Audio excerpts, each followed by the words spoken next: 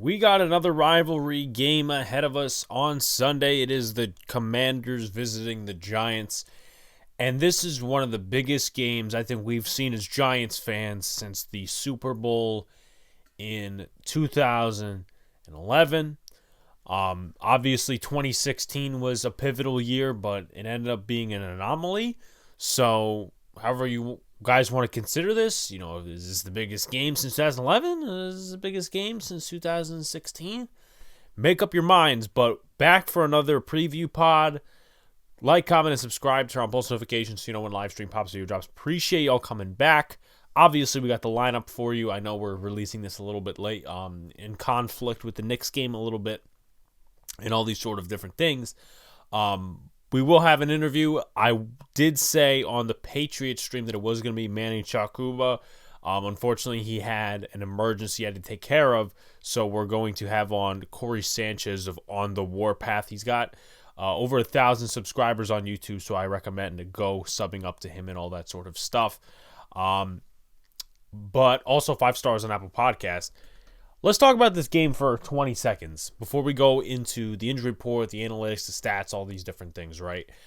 This is the game of the season right here. This is the game of the season. Until we prove to ourselves, in terms of Giants proving to their fan base and proving to themselves that they can be capable of winning some of these football games that they have down the stretch. I released a video on Friday talking about the playoffs, talking about the fact that we either need to sweep Washington or get 10 wins. So either way, we'll need to get a win out of our ass, whether we're favored or not. Most likely not favored in a game like Commanders, Vikings, Eagles, one of the times. I think that the second Eagle game is less winnable than the first game, but we're on the Commanders right now, so I'm not going to focus on that. One of the most important parts of this game is, I like to throw myself in there. I will be at the game this weekend. I'll be with the Talking Giants tailgate crew. There's going to be a lot of people there. I'm bringing my own crew as well. Matt Riley, who's a friend of the show. Sean will be there. Former Boys in the Big Apple co-host, and then Luca will be there too. So we're going to have a lot of fun. Probably going to get to the stadium around 8 o'clock, 8:10 in the morning, freeze my ass off, wake up at 6 in the morning, and then right after we go to the Knicks game. So this is extremely pivotal. It is big as well. The Giants are wearing their throwback uniforms, and unfortunately, the NFL shop is continually running out of those, and they haven't really restocked it fully yet, so I couldn't get a custom. Hopefully by the time I go to the Colts game they will have a custom, but I just realized as well I haven't seen the Giants in their home uniforms, except for that one time against the Bears, but that was preseason. So like last year it was the Color Rush jerseys, which they recorded a win surprisingly in them. And then the second time, obviously, we'll see what they do this Sunday, is going to be in those throwbacks. So those are some parts in this game that are really exciting for me. But I think we all know what the elephant in the room of this game is. I think we all know it. That's not just the fact that this is a pivotal game in terms of the playoffs. This is a pivotal game in terms of getting our guys back. There is a ton of guys, probably about 5 of them, that are pivotal to the starting lineup. I'll give my thoughts on Feliciano, but why don't we just go into the injury report? I'll talk about them when I get to the Giants. I'll preview the Washington football team / Commanders injury report first. Wide receiver Dax Milne is out with a foot injury. Benjamin St-Juste, he's out with an ankle injury, and Try Turner, the starting right guard, is out with an ankle injury and a knee injury as well. So automatically you think, got to attack that interior. As far as St-Juste goes, Christian Holmes is probably going to start in his place. He's a 7th round pick. I want to say out of Oklahoma State. I might have that wrong. But just to look up the stats real quickly on him, 3 completions allowed on 3 targets, 33 yards, 112.5 passer rating. So if you're the Giants, if you want to have some sort of a passing game, whether it's Isaiah Hodgins on him or it's someone else, attack Christian Holmes. Balance out your offense a little bit. And this is a tough Washington defense, so it's not like they're bad against the run and they're good against the pass, or they're bad against the pass and they're good against the run. It's not really working that way. they're very solid on the defensive side of the ball. Offensively is really a different story. So I talked about St. Juice and him being out. I talked about Trey Turner. I should say Try Turner, not Trey Turner, the shortstop. There's a free agent right now. I'm talking about Try Turner, the right guard. But nothing with Dax Milne. Now you look at the Giants injury report. There's a lot of questionable ones there, but there's 3 guys that are inactive, so let's go over that. Joshua Ezeudu, I think this one hurts a little bit more than people anticipate it because if you've known me, if you watch my videos, if you watch my content, I'm not a fan of John Feliciano, and Josh Ezeudu could be starting with a really solid center in Nick Gates, but we still have yet to see what that's going to look like come Sunday because they're definitely putting Feliciano back into the lineup. I'm just not a big fan of him. Adoree Jackson is out. We knew that. And then Shane Lemieux is out with a toe injury. In my opinion, you have to shelve him for the rest of the year. I'm starting to slowly think he's a lost cause. But, hey, listen, we'll see what happens with Shane Lemieux. Now let's talk about the big part, getting these guys back. I'm going to talk about some of the lesser guys before we talk about, the guys that are like Daniel Bellinger, right? So Gary Brightwell, he had an illness earlier in the week. He's questionable. I think he'll play. Richie James is questionable with a knee injury. I think he'll play. Carter Coughlin, questionable with a thigh injury. He'll play probably. Darnay Holmes, shoulder injury. He'll play. And then we get to the pivotal guys, right? Dane Belton, he didn't play a ton against the Dallas Cowboys, but this could be a game where, he makes his rock. Jason Pinnock did not really do that good against the Cowboys as a starter. Multiple missed tackles. It was bad from him. And, I like Pinnock, but not as a starter. So maybe call up Terrell Burgess again if he's not already on the roster. And you do something like that as well. But talked about Brightwell, talked about James. Daniel Bellinger, I'm so excited about him coming back. I really am. It's just great to have a guy like him back. A reliable tight end, someone who's going to be able to catch the football and block as well. We talked about Dane Belton, John Feliciano. He's probably going to be back. Cordell Flott had a concussion against the Cowboys, but from what we know, he's going to play. Fabian Moreau, that one hits big. He's facing his former team, the team that drafted him. But also as well, he's going up against Terry McLaurin. And, they have some really good receivers. They have Curtis Samuel. Obviously, they could use their backs out of the backfield as receivers. But Terry McLaurin was a major worry coming into this game, especially with, Washington heating up. And not having Adoree Jackson is a self-inflicted wound here. But if you get Fabian Moreau back, he provides like at least a solid half of the field that it's not going to be shut down, but they're not going to target him too often. Like, I don't see Fabian Moreau getting beat too many times by McLaurin. I know he struggled against Nico Collins, but we'll see what happens. We'll see what happens come Sunday. Darius Slayton is also questionable with an illness. He did not practice the last 2 days, so we'll see what happens. He is a pivotal part of the offense. So we went as far as the injury report and all that stuff. Let's talk about the 2022 stats and analytics. We'll start out with the Washington Commanders. 23rd in total yards per game and passing offense. 15th in rushing yards per game and 24th in points per game. 8th in total yards per game on defense. 10th against the pass. 8th against the run. And 10th in points per game. So a really solid defense overall. I have to compliment Jack Del Rio. And this is really a team that's just turned it around. Like, in the first half, we thought they were going to collapse, right? The Dan Snyder stuff, Carson Wentz, Ron Rivera. We thought it was all going to collapse, but, shout-outs to the Commanders. They've turned it around a little bit, and obviously they have sort of a tough schedule going down the stretch, not as tough as we do, but, we'll see what happens. They're 22nd in pass percentage, 11th in run percentage, 25th in pass percentage on first down, and 9th in run percentage on first down. So they're more of a running football team, and you would expect that with the quarterback like Taylor Heinicke. Someone, I believe he's been a little bit more turnover prone in the last few games, at least to my knowledge. So we'll see if the Giants try to pick him off a little bit. They are also 19th in blitz percentage, but they get to the quarterback, 4th in pressure percentage, and 12th in sacks. You look at the Giants, 20th in total yards per game on offense, 28th in passing yards per game, 6th in rushing offense, 22nd in points per game. Defense, 22nd in total yards per game, 16th against the pass, 26th against the run, 14th in points per game, 28th in terms of pass percentage, 5th in run percentage, 29th in pass percentage on first down, and 5th in run percentage on first down. I would expect a lot more of that. Obviously, last week with Dallas, they weren't really run first down much. They kind of changed their strategy. They deviated from it a little bit about this, first down run stuff. And you guys know me. I'm not a first down run type of guy. I'm a first down pass type of guy. But with that being said as well, we'll see what works and we'll see what doesn't work on Sunday.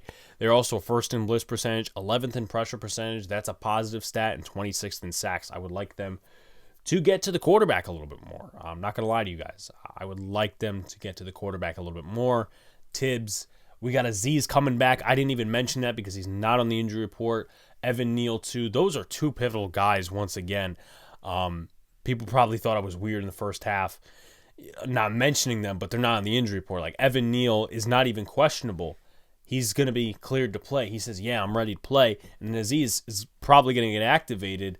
If he's not, I'm going to be down in the dumps a little bit. But, man, getting him back puts a little less pressure on Dexter Lawrence, Leonard Williams, and Kayvon Thibodeau. Thibodeau obviously has been getting some scrutiny in the last few weeks in terms of production, and we all know the holding stuff and whatever. But it just gives him someone that they could pay attention to that guy. And Sam Cosmi's given up 5 sacks this year. Azeez Ojulari has 2 sacks on Cosmi in his career, both last year, both in each game. One was obviously the last game of the season, and the second game of the season on primetime. That was his second NFL sack. So, just some things to throw in there. Things to look for.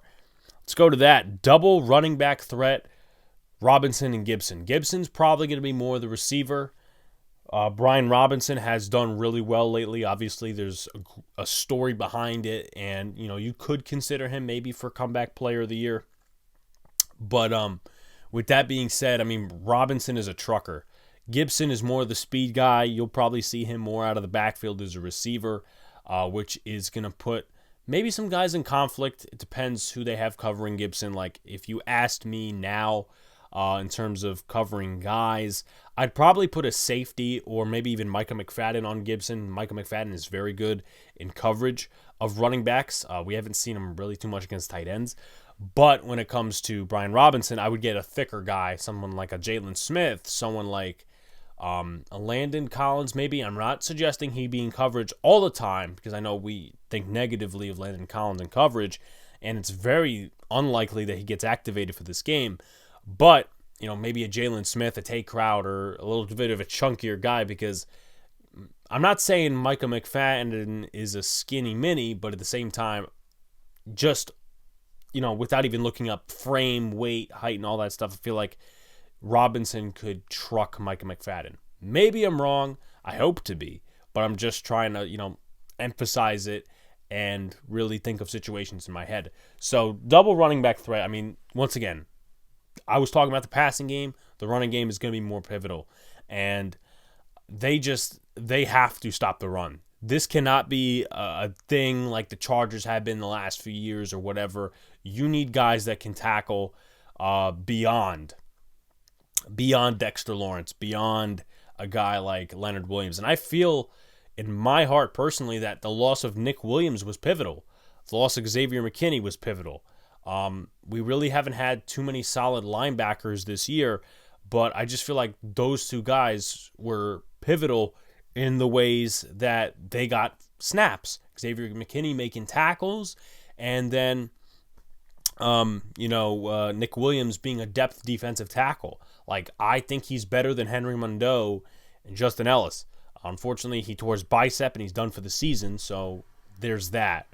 But they need to find a way to stop the run, whether it's elevating an extra D lineman, stacking the box maybe a little bit more, just maintaining gap discipline. They have to get guys at some point, whether it's this year, next year, maybe even sooner than later, just because of the development's sake, where they have to be able to disengage blocks. Because, people look at the last game and they watch it, they say, oh, well, Jalen Smith had a good game. And then you look at the film, it's like he's still getting blown up by offensive linemen, whatever.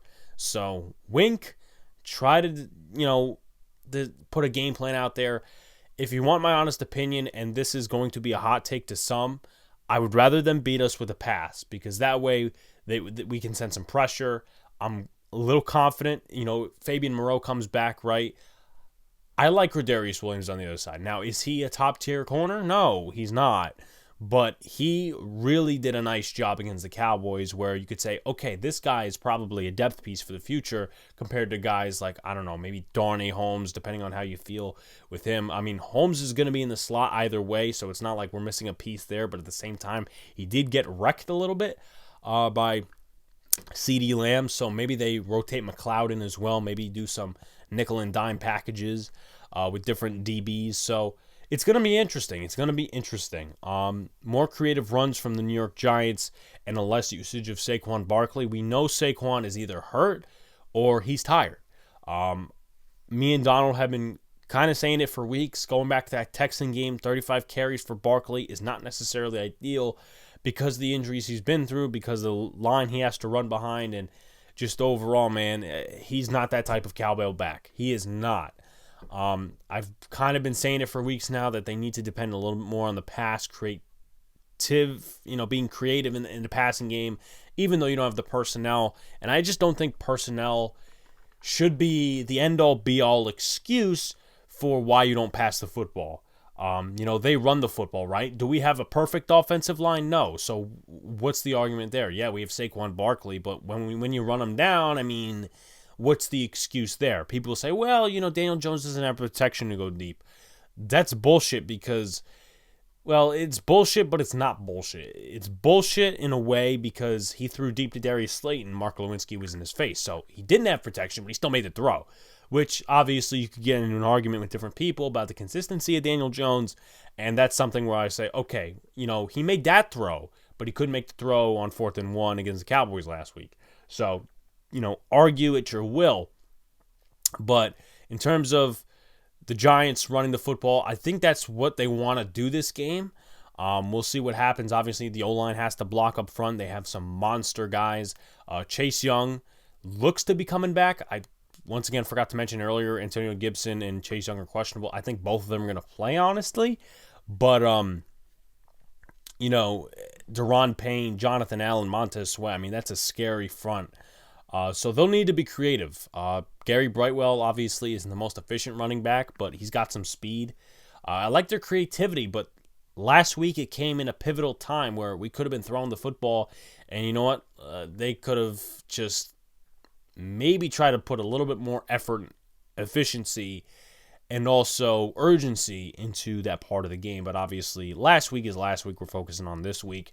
More blitzes to attack the line, Washington, and extra protection for the New York Giants. So we did mention earlier that they blitz 19th most in the league. Now, they get to the quarterback the 12th most, and they pressure the quarterback 4th most. Obviously, some advanced analytics I always include. It's going to be interesting. It's going to be interesting to see how they dial up these different protections, and mostly when we see the extra tackle, we're thinking, oh, wait a second, it's probably going to go ahead and be a run play. I think they need to use that a little bit in terms of pass protection more. Stick Matt Peart out there. I think he's the swing tackle as of right now. Tyree Phillips, swing him out there. I mean, I'm surprised he's not trying to start at guard.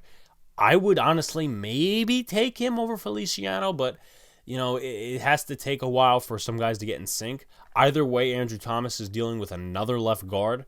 So hopefully during practice this week they got in sync whoever that mystery left guard is going to be. But I would definitely, for the Giants aspect, use more protection. We'll see if they could get a play action or a quick game going. But they also, and I didn't even include this, they also need to get Daniel Jones running with his legs. I urge you guys on social media, and I'll try to do this myself as well, I urge you guys to go ask the beat reporters to ask this question. Is Daniel Jones allowed to take off and run? Obviously, there's design runs, right? The design, zone read, the read option, whatever you want to call it. But last week we saw a lot of different cases where he could have taken the ball and ran with it. He only had like 2-3 carries in the game, one of them being a scramble, and it's like that could have been an extension of the running game, but it wasn't. So is it Mike Kafka saying, Daniel Jones, you gotta do what I say? And I'm not saying that he's being a dictator, but I'm just, genuinely asking. Is it Kafka saying, look, stick to the game plan, or is it Daniel Jones' lack of creativity and lack of deviation from the game plan? The second one I'm really worried about because even with the Garrett scheme last year, Daniel Jones, he can audible, but it's just he doesn't do it too often. My personal opinion. Maybe I'm wrong. But I would look for them to use the legs on Daniel Jones. And if they don't, I'm going to be a little surprised. And now that I think about it, the last few times we faced Washington with Daniel Jones, he's used his legs. So they should expect it, and we should go with it. That's just my personal opinion on that, of course. So let's go to players to watch. Taylor Heinicke. On this season, he's got a completion percentage of 60.8, which obviously isn't great. 6.8 yards per pass, 194.8 yards per game. So that's extremely low. Obviously tells you, A, how much his ceiling is and how much they depend on the run. He's got 7 touchdowns and 5 interceptions on the season, so there's that. He's played in 6 games thus far. Obviously, he took over for Wentz in one of the games. He got hurt, or Wentz finished the game, whatever it was. But Heinicke, he's played 6 games this year. You guys can get the picture. He's got an 82.7 passer rating, but you move on to something that's a bigger threat to the New York Giants, in my opinion, is their running game. Obviously, total-wise, between the two, not a ton of rushing yards, but in terms of individually, it's not like it's 500, 600, but they combine for over 800, possibly even 900. Antonio Gibson, 3.7 yards per carry, 3 touchdowns, 130 attempts, 476 yards. Then you look at Brian Robinson, 3.7 yards per carry, 126 attempts, 467 rushing yards. So you could honestly just flip the 7 and the 6 in both. But he's got 2 touchdowns on the season. Curtis Samuel they'll use as a rusher on occasion, to try to get that extension of the running game going. I think McKissick's on IR, but they could use him as well. Actually, I have the page open so I could see. Jonathan Williams is an extra back as well, but they're probably not going to use him. Yep, I was right about McKissick. He is on IR. So there's that. I am, once again, a little scared about this passing game, but I'm more scared about the running game. Depends, obviously, which one they break open against us. And they'll have either both ways or one way. I don't think the Giants are going to completely stop both. In terms of the receiving game, Terry McLaurin is 160 yards away from 1,000. He's got 2 touchdowns, 15.6 yards per reception. Curtis Samuel, 493 yards, 3 touchdowns. After last year, what looked to be a very, confusing, I would say, one of the bust contracts, at least to casual fans. He's done a nice job this year for the Washington Commanders. 3 touchdowns, 493 receiving yards, 6 plays over 20. Antonio Gibson is their 3rd leading receiver. Talked about that in the beginning. Obviously, that also talks to the lack of rushing yards he has. 306 receiving yards, 2 touchdowns, 7.7 yards per reception. Logan Thomas, he's been a factor ever since 2020, not 179, but 190 yards, 1 touchdown, 9 yards per reception. Jahan Dotson is also in there as well. You could sprinkle him in. 179 yards, 4 touchdowns, 3 plays over 20 yards. So let's talk about the defense. We're going to go over those 3 big guys. First, Jonathan Allen. Him and Deron Payne are obviously getting some really good voting results from the Pro Bowl, as deserved. I have to be real and honest and unbiased. Jonathan Allen on the season, 6.5 sacks, 20 pressures, 45 tackles, 14 tackles for a loss, 16 quarterback hits, a forced fumble, and also an interception. These guys just stay healthy every single year, and they're one of the best D-lines in the league, and they also do both very good. They stopped the run and they stopped the pass in terms of getting to the quarterback. So shout outs to them. That's one of the things I'm really, really concerned about with the interior O-line. Deron Payne, he's another guy, first-round pick out of Bama. 17 pressures, 6.5 sacks, 47 tackles.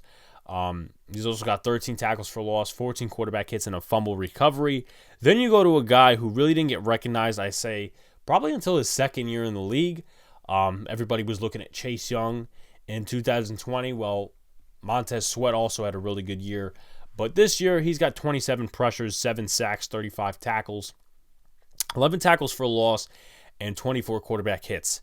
We move into the secondary, and there's 2 safeties I want to go over, and also 1 corner. One corner is Kendall Fuller. He picked off Daniel Jones 2 years ago when they came to us and we had no fans in 2020. It was an interesting call they made, but I understood it. I think he got his knee down or whatever the case was that they made the reason for the call. But Kendall Fuller, I believe the last 2 games, has 2 interceptions or at least 2 forced turnovers in each. He's got 1 pass deflection on the year, 1 tackle for a loss. Has allowed a completion percentage of 55, which is the lowest he's allowed in years. I'm looking at this sheet right now. I mean, last year was 67.3, then 61.2, 77.8, 67.3 again. But 2 interceptions, 55% completion allowed, 473 yards, 3 touchdowns. Obviously, that also matches up with the 2 interceptions, and an 83.5 passer rating, which is the lowest he's had in years as well, to go along with 41 tackles. I talked about Christian Holmes earlier. He's probably going to start in lieu of St. Justi. Sorry if I'm pronouncing that incorrectly. I'm just not familiar how you pronounce that. I don't know who's going to be their third corner, though. It says Rashad Wildgoose is going to be it, but it also could be Danny Johnson. So I'll definitely have to ask Corey about that as well. 2 guys, and they find safeties like, I don't even know how to put it, but Derek Forrest has been a great pickup for them this year. He's very good in coverage, 52.6 completion percentage. He's got 3 picks on the year, 61.6 passer rating, 2 touchdowns allowed, no pressures. He's, I guess, not really a box safety. He's more of a deep guy. 61 tackles, a tackle for loss, and a fumble recovery. This guy has done it all. You look at guys like Sauce Gardner and some of these other guys, in terms of defensive Rookie of the Year, Derek Forrest, in my opinion, deserves to be on that list. And I'm pretty sure Derek Forrest is undrafted. And it's not very easy for some of these undrafted guys to come in the league. That's why I always harp on the preseason. Preseason fucking matters. A lot of people disagree with me, and that's fine, but my argument just got a lot bigger. So Derek Forrest, obviously. Bobby McCain also plays some free safety as well. One site they show him as a corner, one site they show him as a free safety, but Derek Forrest obviously is probably getting a little bit more snaps over the last few weeks. And then the guy we've known since 2020, Cameron Curl, he's not the prototypical coverage linebacker. You look at the stats, 113 passer rating, no interceptions, 2 touchdowns allowed, 75% completion, 258 yards. But I would assume he's more of the box-esque safety, mid-level of the field. 1 sack on the season, 5 tackles for loss, and 1 pressure to go along with 65 tackles. So there's a lot more to look at on defense than on offense for them. As far as one key note to add about their offensive line, we talked about Try Turner being out. They have 1 less sack allowed than we do. So, yeah, they may have some solid tackles, but I'm going to take a guess, an educated guess, and say that interior is struggling a little bit. But, hey, listen, obviously I haven't recorded the interview with Corey yet, so we could go ahead and not spoil that because, of course, I didn't record it yet. Now let's go to questions and answer, then it's keys to win, and then a prediction. So questions and answer, will Daniel Jones be properly protected? Will the interior be able to handle the interior pressure? I don't know what their situation is in terms of game plan. Could it be double teams? Could it be using the extra tackle? That's what, I would go with. Matt Parrott and Tyree Phillips are probably your 2 top options this game in terms of going to, different guys and whatever. It would be interesting if they elevated a guard from the practice squad. Maybe Solomon Kinley. Maybe they trust him a little bit more than Jack Anderson. But anyway, in terms of just handling the pressure, I mean, I'm not scared about Chase Young totally yet. Hopefully, Montez Sweat plays to the side of Andrew Thomas, but I don't think he will. I think he'll play to the side of Evan Neal, just because you could probably rack up some more stats and production that way. But Feliciano, hopefully he works with Gates a little bit more. Glowinski, I mean, I'm concerned about him because bigger defensive linemen like to claw on his shoulder and, get to the quarterback that way. So we'll see what happens. Either way, one of these guards has to handle their own. You're not going to have a double team between left guard and right guard. That's just not going to happen unless Feliciano is double teaming with a guy like Mark Lewinsky and he's the center. I don't want Gates moved off of center because we know what happened last year, and I just didn't think it was a good strategy where you could have just said, hey, listen, Ben Bredesen, you're the left guard now, but, that's last year. How much will Saquon Barkley be used? Will DJ use his legs more? Who's at left guard and center? So a lot of people think that Feliciano is going to be the center. A lot of people think that's Gates. Gates is going to be the center, and moving to left guard is going to be Feliciano. Either way, I think it's pretty risky. And obviously, you're not dealt a great hand with the injuries to Joshua Zudu or Shane Lemieux. More so is Zudu. And also, Bredesen's not returning for another week. So you're kind of fucked in that aspect. But, if Feliciano's center, he's probably going to make Glowinski look a little worse than he is. And if he's left guard, well, he's teaming up with Thomas and Gates. So, I'm a little scared with that. But apparently, people had conflicting views about him coming in. Like, oh, well, he's actually a good center. Oh, he's better as a left guard. So I don't know. We'll see what happens. As far as the running game goes, how much will Barkley be used and how much will DJ use his legs? I would like DJ to use his legs more. Obviously, it would create an extension in the running game. You want to be creative with Breida. You want to be creative with Brightwell. You want to give Barkley a little rest. And I think DJ using his legs puts the cherry on top. It's that whole equation. How much is the offense affected by the looming returns of Daniel Bellinger and Evan Neal? Has to be a positive. Daniel Bellinger could also pass protect, but at the same time, he's probably your number 2 weapon on the field right now. I mean, Hodgins is decent. Darius Slayton is Darius Slayton. I've talked about him before and extending him.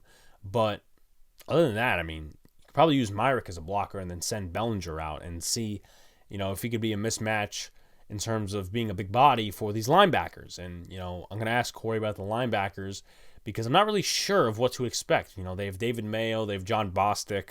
Not really any names that I would point out. Maybe they're underrated. I don't know, but it just doesn't look like a good unit.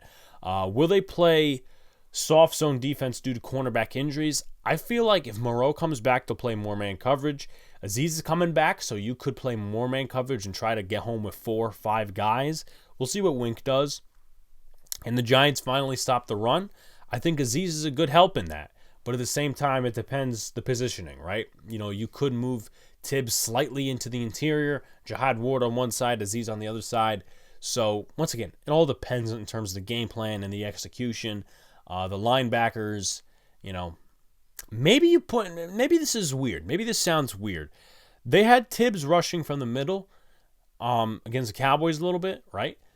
Maybe you put him there a little bit for running downs. Now, obviously, you can't predict pass run every single time, and he's decent in coverage, but maybe you ought to do that and put maybe Jalen Smith next to him. I'm not saying have him be the Mike, but I think that's better than Tay Crowder being next to him, or maybe in some downs Micah McFadden. We'll see. Can the Giants rack up some turnovers versus Heineke? I think he had 1 or 2 against the Atlanta Falcons. So I think it is possible we rack up some turnovers. Can the Giants get to the quarterback for the first time in 2 games? They've had 2 games without a sack. Detroit and Dallas, they have good O-lines. I'm not making excuses, but at the same time, this needs to be a game where you need to rack up a couple of sacks. Not just 1, not just 2. My prediction's 2, but it needs to be 3, 4. My personal opinion. Get to the quarterback and make Heineke's life hell. And does Aziz return, and is his presence felt? His presence really wasn't felt against the Cowboys, but his presence was felt when he had that forced fumble on Justin Fields. So make it felt. Line him up against Sam Cosmi, or do reverse where Thibodeau could go against Cosme, maybe get some more production. We'll see what happens. But keys to win and a prediction, that's what we're going to get to. Number one is protect Daniel Jones. The interior has to do a really good job, or at least a solid job, to give Jones an efficient amount of time to throw the ball. Not 10 seconds, not 0.2 seconds, but enough time to where he gets the ball out. Because that interior, it's one thing if you get pressure from the tackles, you could escape out of it. But if you get pressure from the interior, you're more likely fucked. Number two, balance out the offense efficiently. See what works and balance it out, right? If the running game's working, stick with it, but keep the passing game and some creative concepts in your pocket. Don't get spun out by tendencies, right? Don't overrun it with Barkley. Don't overrun it overall, or else they will find a way in the second half or even in the second quarter to stop the run. And, I feel that this is going to be a very low-scoring defensive game. So it's going to be a run-type 90s football game. But if you want to be efficient through the air, you want to try that, then you pass the ball a little bit more and you put up more points, or at least have the chance to. Because in my personal opinion, as I've felt for a while, the running game doesn't put up 30 points. The passing game will more likely do that. And then number three, stop the run. As I've stated before, I'm not too scared of their passing offense. Obviously, McLaurin is a threat as well as Samuel. But at the same time, got to stop the run. We have to have a game where we have some good run defense. And this is the game where it's going to be ground and pound. And Giant fans will be loud. Got to stop the run. Got to stop the run. Jalen Smith has to be very good. Micah McFadden, whoever you put in that box, they have to be good at the second level. They just have to be good, or else it's going to get away from them. Overall, though, before we get to the interview, I have the Giants winning this game 19-16, getting back on top. Obviously, I talked in the playoff video about how the second game means a little bit more towards the Giants' playoff chances, whether they beat the Commanders or not. That kind of goes towards the tiebreaker, but they definitely needed to put this game as a win on the schedule. There's no doubt about that. A lot of people think that the season's going to be over if they lose this game. Obviously, you guys feel how you feel. I'll feel how I feel. But I think it's 19-16 Giants. Let's go to the interview. All right, we are now with Corey Sanchez of the YouTube channel On the Warpath. You can subscribe to his channel with the link in the description. Corey, how are you feeling coming into this game with everything that's on the line and just your first thoughts overall? Yeah, well, first thoughts overall, appreciate you having me, Alex. Thanks so much for reaching out to me. Excited, always good to talk family business with a member of the NFC East family. You all have started out like gangbusters this year, and then we had to reach out behind y'all and kind of raise the property value in the NFC East, and now everybody has a winning record. But I've got this mentality that's one game at a time. I don't really care who we play next week. We don't play anybody next week, but we play the Giants at 3. So it's all about the Giants for the next 3 weeks for me. And I know what Brian Daboll has added to this team, and it's not really been the roster, because y'all's roster is, for the most part, very similar to a year ago. But it's just the attitude that him and the new general manager have brought to this squad, and they've been achieving some great things there. I knew when y'all had won in week 1 at Tennessee, I said, this Giants here. I even said in the offseason, I thought the Eagles weren't going to be as good as they were, but I said I didn't think the Giants were going to be as bad as everybody was already predicting. Now, this, I had no idea 7 wins like this late in the season for the Giants, but it's going to be I think it's going to be a slobber knocker. We played a great game up there at FedEx Field last year against you all. Thank you for the offsides and giving Dustin Hopkins another lease on life. And then thank you for the Jake Fromm game. But other than that, the Giants, Daniel Jones, or what do we call him, Vanilla Vic down here, because that's what he always looks like when he plays our boys. He is unconscionable and unstoppable, and we just make it hard on ourselves when we play Daniel Jones. Well, I hope he turns into Vanilla Vic and uses his legs on Sunday. I'll be at the game, so I'll be freezing my ass off with the MetLife wind. Last year I went to the Eagle game, but that was all fun and games because, hey, listen, that was our only win against an NFC East opponent all year. That was the last one of the season as well. But moving into getting to know a little bit more about the Commanders, obviously this season. How has Heineke done in your view since taking over for Carson Wentz? And has he? It feels like to me, from an outsider standpoint, he's produced a little bit more turnovers as a game manager. He has. That's his. My biggest joke about Taylor is he's always good. He's always good for one. And the point is, can you survive that one turnover that he gets? Last week against Atlanta, he had a crucial interception right before half that probably could have gotten us some points, maybe an opportunity at a field goal. But it's the weirdest thing about this team. They have rallied around him. And it's something that, Carson Wentz really didn't have, maybe because he's a new kid on the block in the burgundy and gold. And Taylor's been there for the last this is third season in Washington, really 2.5 years because he came in late in the 2020 season. But ever since he came in for Dwayne Haskins in 2020 during the Carolina game, and then we know the playoff game that we've all celebrated, it's something about this dude. That he just he pulls his teammates in and they go out there and fight for him. But he has produced a lot of turnovers, more than Carson has. He's prone to fumble the ball. He looks in on one target. I remember in week 2 last year against you all, I was at that game at FedEx Field, and I can't remember who the guy was that picked the ball off. It may have been, it was Bradbury, and he was looking like that. He looked right in that direction, and Bradbury beamed, and we thought that cost us, but we were able to force a Graham Gano field goal, and then we went downfield, and J.D. McKiss had that big catch, and then we were blessed to have a redo at the kick at the end of the game. But it's about surviving his turnovers, but like I said, the guy has got this quality and this moxie about him that's just contagious, and these guys love it. It's this team that I saw that lost against the Tennessee Titans, and who barely beat the Chicago Bears the prior week. But ever since Carson Wentz broke that finger in Chicago, this has been a completely different team. I've definitely been recognizing that. Now, I want to turn, before we go back to the weapons on offense and all these different things, maybe it was just a few comments that I saw, but from what I know, Scott Turner has become disliked as the offensive coordinator. Is that still going on with you guys winning football games? Or is it the production on offense and the way it just has to be styled? The defense has saved him a lot of times. His situational play calling can be very abysmal. Monday Night Football, I'll take, for example, we're beating the Philadelphia Eagles, running down their throats. He calls pass plays with inside the 5.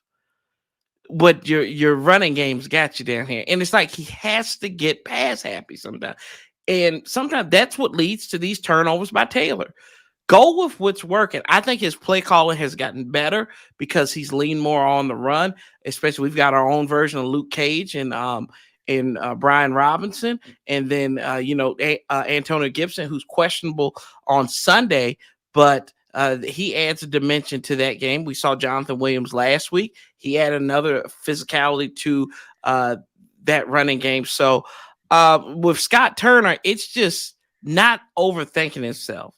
He acts like he's the smartest guy in the room sometimes. And you can see there's a little bit of arrogance to his play calling because his father was a great offensive play caller in this league in North, won 3 Super Bowls with the Cowboys, won a couple of Super Bowls with the Cowboys and everything. So, he's riding on that coattails. And then he's coming back to the place where his dad got fired at about 20 years prior to then. And, he grew up, he went to high school out in the Northern Virginia area. So this is pretty much his home, but he's got to get a little bit better with the play calling. There are a lot of people that still will call for his heads in the middle of games. I get tweets all the time from Burgundy Gold fans. It's like, what is Scott doing? What is he thinking? And I'm sitting here like, oh, I'm like, Scotty, come on. It's just so they're still, I think it's quelled a little bit because the media and the fans have a different opinion on him.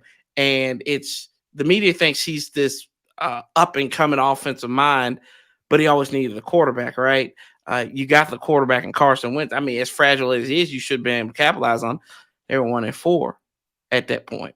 So yeah, I think it's a little bit. The fan base is a little it's kind of disheartened by Scott Turner. The media seems like he's not doing a bad job, but yeah, it's yeah. Your comments that you read are true. Like there are a lot of people that are pissed off with Scott Turner. Moving on to a guy not named Terry McLaurin, Curtis Samuel had a rough season. Rough first season as a Commander. I don't remember if he played any games, but I know there was some injury concerns. Definitely, has he flipped the script? Absolutely, he is not on the stat sheet, but if you look at it, he has like when you need a first down picked up, he'll get it for you. When you need that quick conversion to move the chains, Curtis will do it. Last year he was hurt. His biggest game came in that win against Atlanta. Last year they used him a lot, but he was still hurt. He had that groin injury, which really the report said he had it back in June, and it takes so long to get to up to snuff with that. And by that time, it was already the season was already over. But you see, he scored the first touchdown as the Washington Commanders in Week 1. He's just he's a jackknife. He's a jack of all trades, and that's somebody you need. He is I don't even want to say poor man's, but he's what Deebo Samuel is, what Cordell Patterson is. He is that to us because you can do almost anything. You can line him in the backfield. You can take him out wide, and he just adds a different dimension. And I imagine that you will see if Antonio Gibson cannot go tomorrow, you will see a lot of Curtis Samuel lined up in the backfield. Do you think Gibson will go along with Chase Young? Your guess is as good as mine. That has been the question of the year or the last month is about Chase Young. Antonio Gibson, I'm not really sure. I would probably lean on the side of no at this point, but I wouldn't be surprised if he went just because he was missing a lot in the Atlanta win. And they just focused on Brian Robinson, which is something they've been trying to do all season since he came back. But I would think you probably might not see him. If he's questionable right now, I don't even know if he even practiced at all this week. Definitely if he didn't practice. I think he might go now. Yeah, he's limited on Friday and Wednesday. Didn't practice on Thursday. I would change it. I think you'll see him. I give him a 55% chance you'll see him. If that, yeah. So yeah. Moving towards the offensive line, by the stats, the Commanders have allowed one less sack than the Giants' offensive line. Do you think that stat is overblown? How is the O-line played? And I also know that you guys have tried Turner out, and there's going to be some, combination mixing among the offensive line come Sunday. Good. Trey Turner is terrible. Andrew Norwell, terrible. Our guards we've had terrible guard play. Yeah, like if you go back and look at some of the tape, especially early on, 68, Andrew Norwell, who's an All-Pro in Carolina, has been put on ice skates. I thought Disney on I didn't know Disney on Ice was at FedEx Field. I thought they did it like at the whatever they call it, Capital One Arena, where the Wizards and Capitals play. But he hasn't been that good. Trey Turner, I mean, he was a guy who didn't play in the preseason. Wes Schweitzer, who's come back, he was kind of the guy who's going to be that guard in that in that right guard spot. They've even had Sam Cosme, who's our starting right tackle, play that right guard in practice sometimes just to see that combination. And there is a school of thought that's thinking that maybe Cosme should be moved inside the guard and maybe go find another right tackle. But our tackles haven't played too bad this year. Charles Leno is probably one of our best offensive linemen. He came from Chicago a couple years ago, and good dude. And he's been a good left tackle for us. Nowhere near like Trent Williams and everything. I remember y'all seen what Trent Williams can do to you. I mean, we go back to 2016 when Odell was kicking the field goal nets and everything. The one thing in that game was we had lost all our tackles pretty much and our guard. Trent Williams had to move in the guard to that and to that effect. So, but no, I like Leno. Spencer Larson, who's our backup center, he's in there. He's done all right since he's got in there because Chase Roulier got hurt early on in the season. He had a bad leg from a loss in Denver last year and never really got straight on that. But the offensive line, John Matsko, our offensive line coach, the man is like the Van Gogh of offensive line, like of offensive line coach, because he can paint something. It's like, oh, this is like a bunch of crap, and make something beautiful out of it, and that's what he does. So I have no concerns with the offensive line. My biggest thing is with Taylor is that you've got legs. Use them. Don't worry about being a pocket passer. Just go.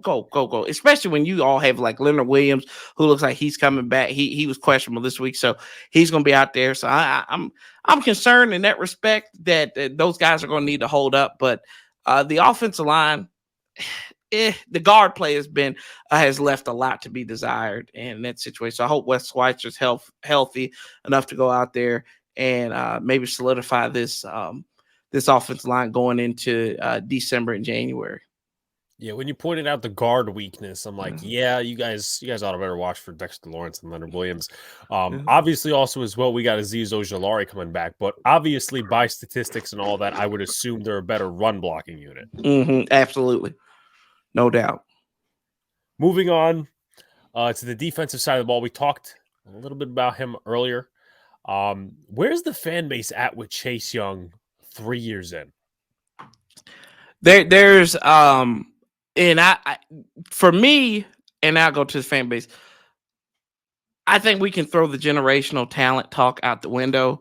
I need him to be DeMario Williams. I need him to be maybe a Clowney type who, he's a force to be reckoned with, but he's not this elite talent. He's just this very, very good talent that can give you maybe an elitish season every once in a while. I think that conversation out the door. The fan base is hoping that he comes back because they think that he's going to energize this this defensive line, which the defensive line has played very well over the last 10-ish weeks.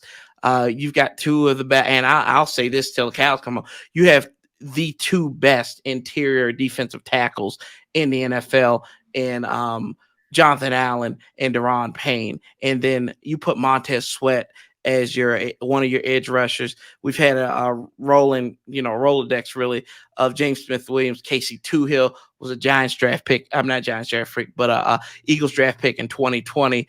And, those guys have been in there filling right. We've had John Ridgeway on that defensive line, the guy who suplexed the Houston Texans running back the other week. So, but with Chase Young, I don't think when he's ready to go, he needs to play. Like I get tired of this narrative that, we don't know if Chase, when we activate him, I said, you're wasting a roster spot at this point, especially in the month of December when you're trying to make a push to the party. If he can't go, you're just making a spectacle out of this. I think that this may not be the best time for him to go just because it is a turf surface. And I would like to see him go on natural grass before he went on a turf surface, especially at the Meadowlands, because I know that you all have had some concerns.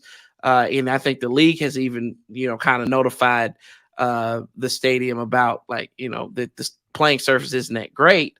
But I have no room to talk. FedEx Field, we almost broke Jalen Hurts last year, so I can't really talk about playing surfaces and everything like that. But if he's ready to go, they said he was sick last week. He needs to go. Like I'm tired of this narrative. I think the fan base is to either shut him down or play him. Yeah, I can definitely see the frustrations over the last, few years, obviously with the injury. I would personally, if, I was a part of that staff, I would honestly wait a little bit because if you think about it, this game is very monumental. It's very pivotal for both teams. But at the same time, you guys have a bye. And then the second game, and if you guys, let's just say we win on Sunday, you guys win that second game, you guys get the tiebreaker either way. So obviously you guys would get the win in that standard alone. Moving on, thoughts on the inside linebacking core. Not many notable names, at least that I recognize, other than a guy who was a backup with the Giants and David Mayo and Oof. a first-round pick in Jamin Davis. Yeah. But do the safeties do more in the box in terms of production than linebackers? What's the story there? They kind of play off of each other, right? Jamin Davis has been excellent this year. I thought he's improved over last year. They tried to turn him into a Mike. He's not a Mike. He needs to just go out there and attack. And I think he was doing too much thinking. Cole Holcomb, a name that y'all probably familiar with, that he's been on the team since 2019. He's been out for a while. Re-signed John Bostic in the offseason after he got cut from New Orleans Saints. And then, like you said, Mayo, who, I mean, I don't know why that guy's out there. He couldn't cover water if he fell out of a boat. And he's not really good in run support. Bostic is at least a little bit good in run support there. But, Cam Curl, Derek Force, who's come on this year, number 22, they play like kind of close to ground. They play that Buffalo nickel, kind of that our boy Landon Collins. Hopefully he's there. I don't even know. Has he been playing for y'all yet, or is he still on the practice squad? So I forget when we signed him, but he played when we played Seattle. He played when we versed the Jaguars. Hasn't been activated since, and I'm just wondering to this point whether it's something to do with the cap situation or it's something to do with the fact they don't see him as a pivotal fit. Yeah, to me, and not to change the subject, I thought it was very telling that nobody went after him or really even had conversations with him after June, like just to kind of have the feeler out there for him, because we know what kind of presence he is. He can't cover to save his life, but he's the best off the ball linebacker in the NFL. That's what Pro Football Focus wrote back in 2019. And I mean, it was clear, evident that, when they played Dallas last year, that was the case. But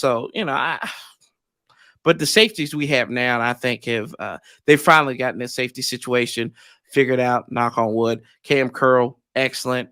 Like I said, Derek Force, you've taken away Bob McCain, who y'all basically gave Bob. I think we should charge the Giants for us re-signing Bob McCain, because if we did not play that game last year. Yeah. So against Jake Fromm, we would have been we probably would have had a different safety out there. But no, the safeties, they're going to play close to the line. Sometimes you'll see a single high safety there. But Jack likes playing them close to the line and maybe having a safety as that kind of tweener type, rover type guy who plays close to line scrimmage, but it can also break out in coverage. Just a question I thought of before going into what happened last week. You guys don't blitz a ton. You guys are 19th in blitz percentage analytically. Do you guys stack the box against running teams depending on their weapon situation? Because I know obviously we don't have good weapons. I mean, I'm going to be the first person to say that.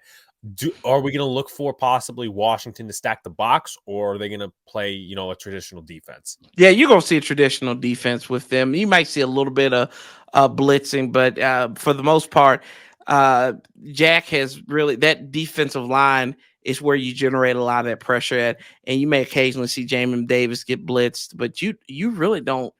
I mean, linebackers, safeties don't really blitz here, and corners don't really blitz here. It's really just traditional. They'll take 5 down linemen. Sometimes they will run that. I've seen that. We saw that a lot last week against the Falcons, which they triple teamed Deron Payne and John Allen. There's like it's the craziest thing. It's like 3 white jerseys, and then this hole just opened up because everybody else is split. So I mean, if that's the poison you want to pick, I said go with it. But yeah, it's very traditional with Jack Del Rio. I think Jack really depends on a good edge rusher, and that if he can get Chase Young back, you have 2 and Montez Sweat and Chase Young. But he's going to depend on that line to do a lot of that pressuring. Speaking of last week, you guys are, I believe, 8th against the run this year. What happened last week when you guys gave up a ton of yards to the Falcons? Was it because it was a non-traditional, very weird type rushing offense, or also did it, have to do with the fact that there will be triple teaming your D linemen? A little bit of both, right? And then they had the mobile quarterback and Marcus Mariota as well. I think Marcus had about 50 some yards on the ground against us. But I think it was a lot to do with the triple team and them attacking it. But then we made those adjustments, and we had to realize that Marcus Mariota has to beat us with his arm, not with his legs. Kind of the argument we always say about Jalen Hurts, right? But he can beat you with both. Good luck down the stretch playing them twice in December and January. But yeah, I think that's where it was. It was very non-traditional. And also, we had seen a lot of this last year because Arthur Smith was in his first year. Cordero Patterson had ran through us like a warm knife through butter. So, I mean, we were kind of familiar with what they were doing there in Atlanta and who they wanted to take. And then what also took out the equation as well, Kyle Pitts was out. So you really didn't have that tied in. And sometimes we do struggle with a decent tight end, and that was kind of a relief that he was not down there. I think Kyle Pitts is in that goal situation where we tipped the ball up in the air. I don't think we're talking about maybe Washington winning coming out on that game, but thankfully he wasn't there as a red zone threat. Yeah, that was a very stupid ending on the Falcons' part. I was watching We love that it. game. We love Very it. We love to stupid see ending. it, man. How stupid is, stupid does. That's what Mama always says, right? But you guys won ugly, and wins are important. And before we get to some of the juicier game prep, Mm-hmm. what was the force? Because everybody was looking at the Commanders to be like, obviously last place. They were falling apart. You had the Ron Rivera press conference about Carson Wentz and all these different things that happened. What's the force that's been driving you guys to now, oh my God, you're one loss behind the Giants? I have a theory here. William Jackson III. Defense has improved since we played Chicago, right? What's the common denominator? William Jackson III has not played since then. He eventually got traded. When did he get traded? The week we played the Minnesota Vikings. That was our last loss. But he hadn't played since he was benched or took himself out of the game, whatever you want to call it. Right? I think that's been a common denominator because there was stories going on about he was the guy. He's only a man corner. He's only a man corner. It don't matter. Your guys are going out there playing man in zone and everything else, but you're just a man corner. Like you're the highest paid corner. You get paid to do just more than this. So what to me you're saying is you're a limited corner and you don't deserve the money you got. They got rid of him. And I think they won't get the draft picks because of, but it's worth it in a situation like that. And I don't think Ron Rivera ever lost the locker room is another thing. He never lost the locker room. And I think that was key. That was pivotal. He had leaders in there. Jonathan Allen was taking it on himself. He said, we got to get this right. We got to get it right. He's like, it's not fun. He said, I don't like to lose. He went to Alabama. They don't lose too often. And I think that kind of resonated. And then you had the Taylor Heineke switch. And they went out there. And I mean, the defense has played inspiring since then. I mean, if we look at it, 20, what was that? Whatever we gave up against the Eagles may have been the most we've given up since that Chicago game. Since that's really when the season got started, was on Thursday Night Football against the Bears. But since then, the team has put together some impressive performances, especially on the defensive side of the ball. And I think a commitment to running the football also has helped in that situation. But I think Ron's words were kind of taken out of context with Taylor Heineke. I mean, not with Taylor Heineke, with Carson Wentz.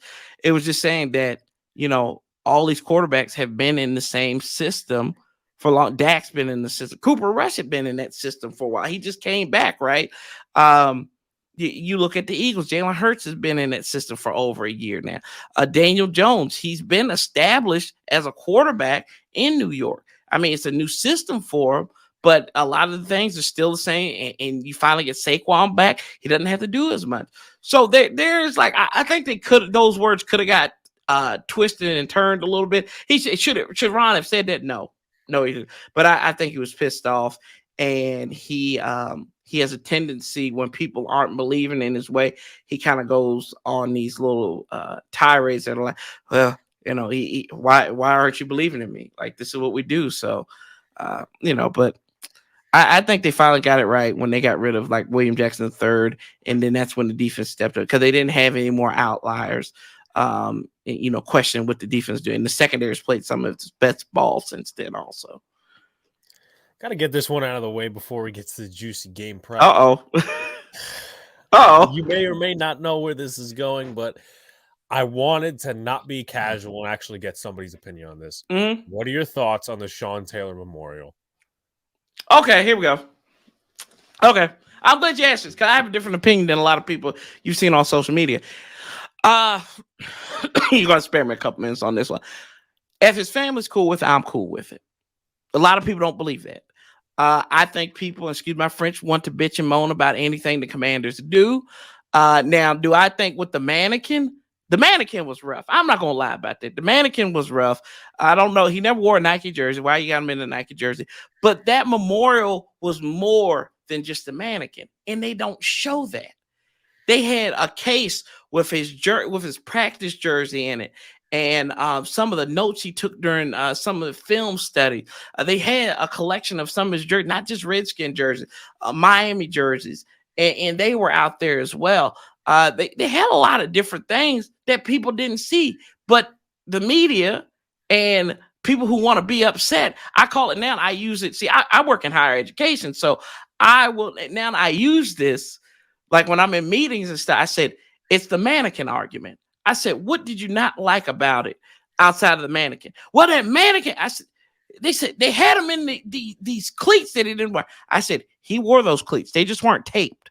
He wore those Adidas soccer cleats. If you Google, you will say, he didn't wear gloves. I said, Google Sean Taylor. What do you see? He was in an all white uniform and had black gloves on. I said, he did that. He wore that. So it's not like he didn't wear it. I said, the mannequin, yeah, that's a little rough. But apparently his family had a lot to do with it. And last year I was more upset than I was this year when they were retiring his number. They took the picture in front of the Porta John, and it was just like, guys, come on, man. You can do a little bit better. You can do a little bit better than this. But what Sean meant, and I think the reason why they did the Nike jersey was because Landon Collins still has that jersey from Dan Snyder that day they met when he was signing with us in 2019. So if y'all can get that back for us, we would greatly appreciate it because that bum doesn't deserve it. But no, man, if the family's cool, his daughter loved it, his dad loved it. And they would say, well, they don't want them to come off as ungrateful or something like that. I'm like, if they don't want to come off as ungrateful, I wouldn't blame them if they said this was crap. Like, this is an honor of my dad's memory. This is an honor of my son's memory. Like, go ahead and do it. I'm like, but if they cool with it, I'm cool with it. And I don't, like, people argue, say he was more than just their dad, more than just her dad and Pete's son and everything. I said, that's bullcrap, guys. That's bullcrap. At the end of the day, that's what he was. He was a man. He was a father. He was a son. He was a brother. He was a cousin, whatever you want to call it. Everything else, that's primary with his family. He was a Redskin secondarily, but we loved him. We loved him to death. And, you want to do right by the fans, but if his family's cool, I'm cool with it. It shouldn't matter at the end of the day. But yeah, thank you for that. Thank you for asking that question. But I have been back and forward with this with a lot of fans, and it's just like, guys, let's move on. I said this is trivial. We just don't want something to. Oh, this is what happens when you don't go on winning streaks for a long time, Alex. And you want something to nitpick at because it's been the Sean Taylor Memorial, and should Taylor Heineke start, and when should Carson Wentz start if he's healthy? See, I didn't know half the information you told me. I didn't know that those soccer cleats were actually his. I didn't know about the gloves and the nose. So thank you for, giving me this information. But you're talking about being picky about things. I mean, last year everybody made a joke about that medium Pepsi that they were that John Mara was giving to us for Fan Appreciation Day. Oh, so. Lord have mercy. My favorite Giant moment is when Tom Coughlin came up in there and said he was stepping down and he didn't shake the mayor's hands and everything. So I like that. I said, man, respect to Coughlin for that one. So to this day, even though we're winning football games, I don't blame him necessarily. Yeah, I don't either. He's Tom Coughlin's a G, man, and I got a lot of respect for the old angry red faced man up there. Y'all won the conference title back in 07, and he just was like, hey, oh my gosh, dude was as red as my notebook. Over, hey, Tom Coughlin, how you doing, buddy?